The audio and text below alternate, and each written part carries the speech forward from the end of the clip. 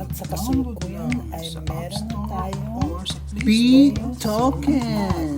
download lang sa App Store. Mag-type lang Bigtoken.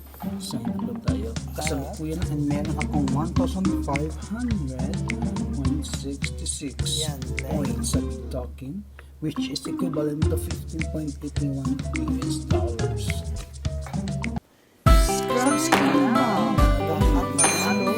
Subscribe na sa aking YouTube channel. Na-download natin at nag-registered na ako. So, paano ba kumita dito gamit ang Bigtoken? So, mag-upload, mag-sign in, at taran! Question! So, survey lang mga katita. So, i-click lang natin ang main button na ito. So ngayon, home, my profile, messaging team, stream, insights, manage account, third party, connection, support na about.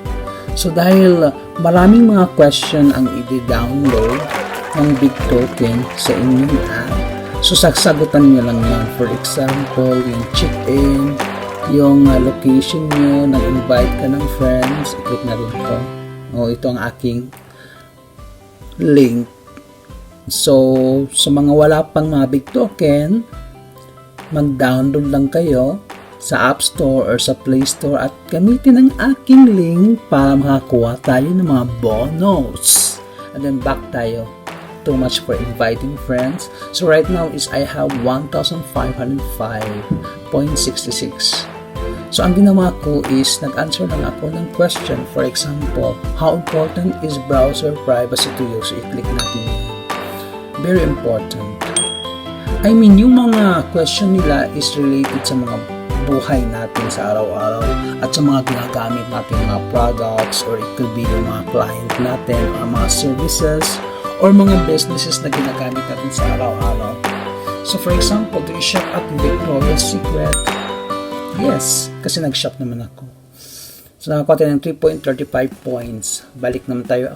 Unlimited ang mga question dito mga ka-Sophie. So, kailangan nating sagutan lang ng yes or no. Friday the 13th, yes. Question, do you shop at G-Crow? Yes. Continue. Click natin ang continue. And have you ever been to Aloha Petroleum Gas Station?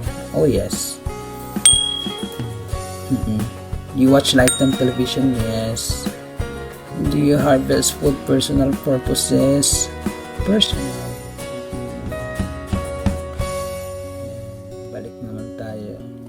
Shop at Charming Charlie? Yes. Once a week, every other week, once a month, once a week. Nakakuha tayo ng 4.36. So prices and bag, shoes, clothing, continue. And then selection, customer service, continue. Shopping, myself, online, continue. $120, continue. At yan, 4.36. Harvest Moon, yes. Attend college, university, yes. So mostly there's some personal question. Cold drinks, room temperature. I could not wait.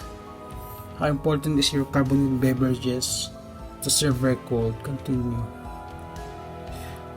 How important? So nakakuha tayo ng points. 3.35 points. Do you shop at Banana Republic?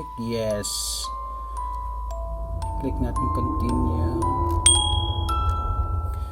And do you watch Freedom? Yes. Click lang natin. Please take an upload picture of the beverage you are drinking this morning. Just leave it. Upload. Okay, mag-upload na tayo. I-try natin. This morning. Camera, i-try natin ito. So, meron akong receipt dito. Would like access your camera. Okay. So, I think hahanapin yung receipt.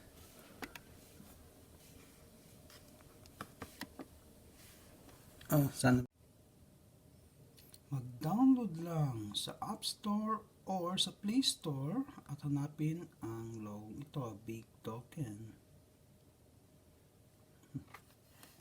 Sign up na tayo. Kasalukuyan and meron akong 1,500.66 points sa Bigtoken, which is equivalent to 15.81 US dollars.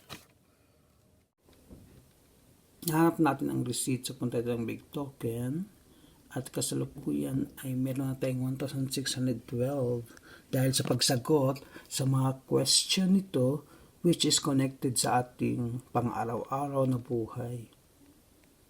So question on survey and it was just a mix of it. So, paano mag-redeem? Ipapakita ko sa inyo. I-click nyo lang to ang redeem. I-redeem natin to. Sa kasalukuyan ay meron tayong 403. But then, the points redemption is meron silang mga following conditions. So, dapat nag-join ka at least 30 days. Hindi ka pa nag-redeem. At meron kang minimum na 2,000 points. Kasi ang minimum nito is 21 US dollars o 2,000 points at wala kang pending transaction. So right now, because they have 25% of the action points, so sa 1,600, ang dapat mong i-redeem is 25% of action points. Malinaw?